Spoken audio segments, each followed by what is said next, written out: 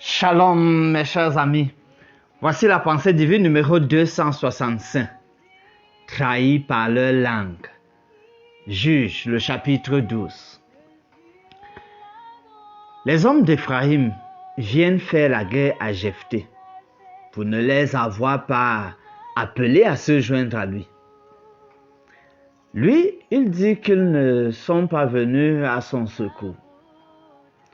Jephthé et ses hommes de Galaad, ayant le dessus sur les Éphraïmites, ces derniers essayent donc de se dissimuler en niant être Éphraïmites. Jephthé les soumet à un test de prononciation pour savoir vraiment s'ils sont ce qu'ils prétendent. Donc là, ce sont des Éphraïmites qui veulent se passer pour être des hommes de Galaad, qui sont les gens de Jephthé. Maintenant, Jephthé a l'idée de leur proposer un test, de les soumettre, en tout cas, les obliger à un test. Le verset 6 nous parle de ce test de prononciation.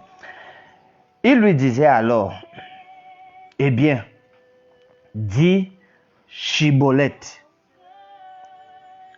Et il disait Siboleth, car il ne pouvait pas bien prononcer.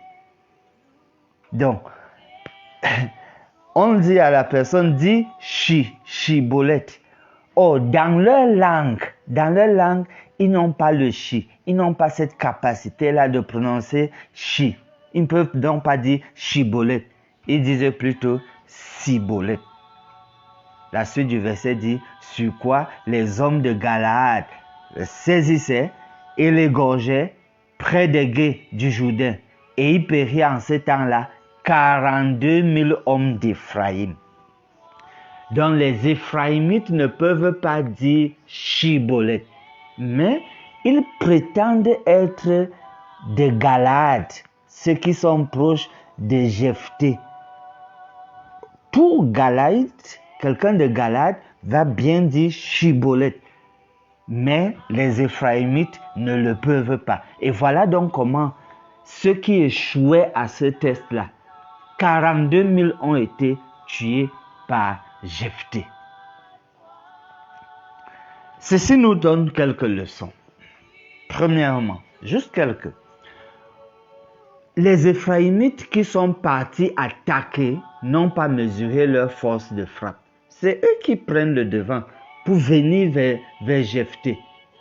Donc, lorsqu'on ne dit pas d'avoir des problèmes, mais quand vous voulez quand même faire des problèmes à quelqu'un, est-ce que vous avez mesuré votre force de frappe? Deuxièmement, on a toujours, d'un point de vue sociologique, quelque chose qui trahit nos origines nationales, régionales, tribales, ethniques.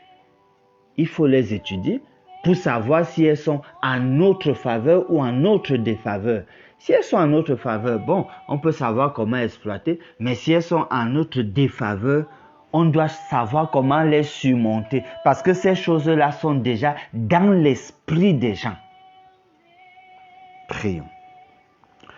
Dieu notre Père, nous te magnifions et t'exaltons. Nous voulons nous remettre à toi, afin de dépendre de toi et de ta puissance. Mais surtout, que tu nous donnes d'aller au-dessus des stéréotypes. Que tu nous donnes, Seigneur, de ne point chercher querelle. Que tu nous donnes toute proportion gardée. D'avoir une attitude bien mesurée. Merci de nous aider au nom du Christ. Amen.